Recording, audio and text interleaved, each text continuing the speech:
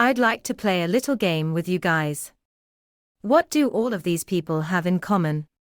I'll give you a moment. Well, they all have the same connections and associations, and happen to be suffering with the same exact issues. Now, the reason why I wanted to talk about these people is because ever since Keffals decided to sympathibate on Twitter, and was given the energy she was putting out onto others, Operation Feel Sorry for Keffals was launched. While in no way was I surprised by this, the amount of misinformation being spread right now has been really pissing me off, because what we aren't gonna do is rewrite history to push a narrative. First of all, Keffals was the one who started all of this drama.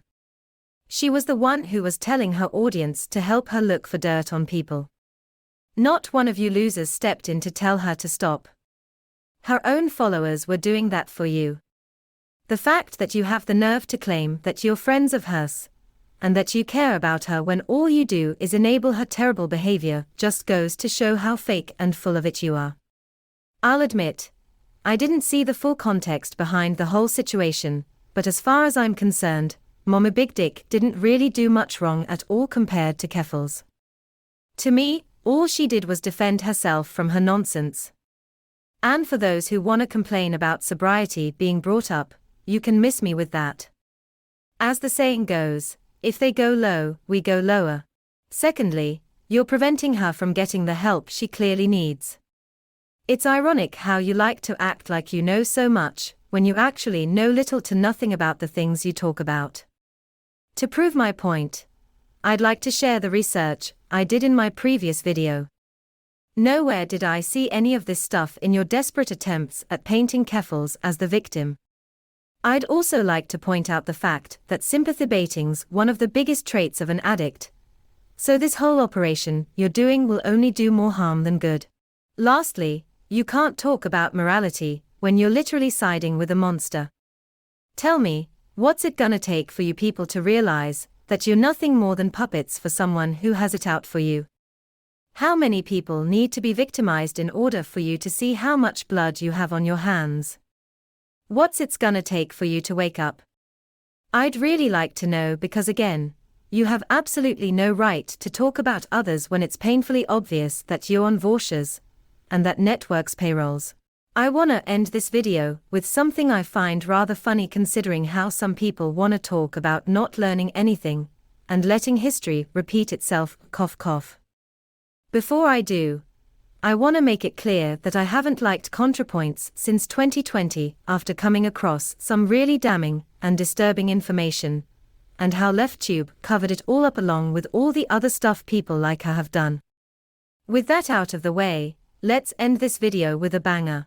Natalie's trying so fucking hard to make it sound like the only thing Buck Angel ever did was write a few iffy tweets, and that's just so fucking far from the truth. Dude launched a targeted tabloid harassment campaign outing a trans woman against her will with the specific intent of causing her physical, emotional, and professional harm. The shorter way of saying that is that he wanted to make her suffer, and she very well could have been killed.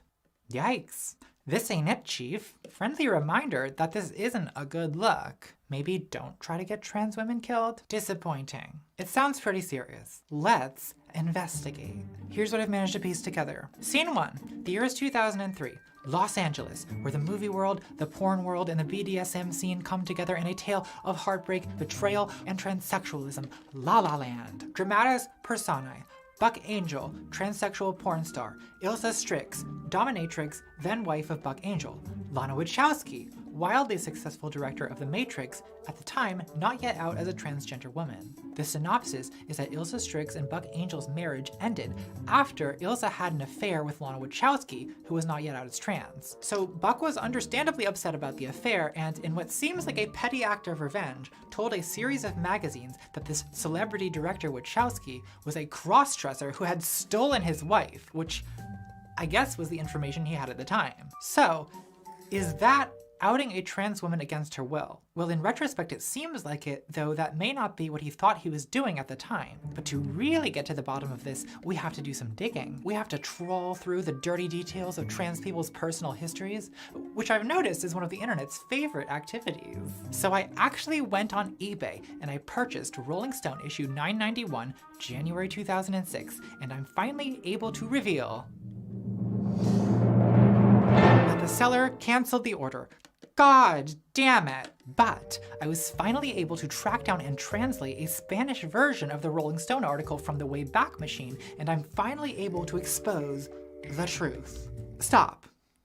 Freeze exactly where you are.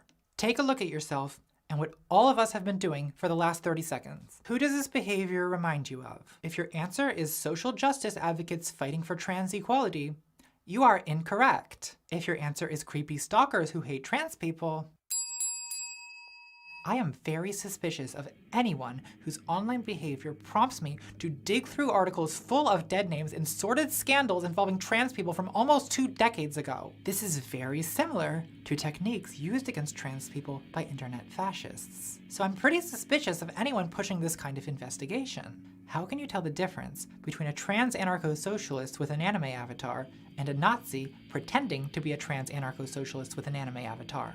Well, you can't.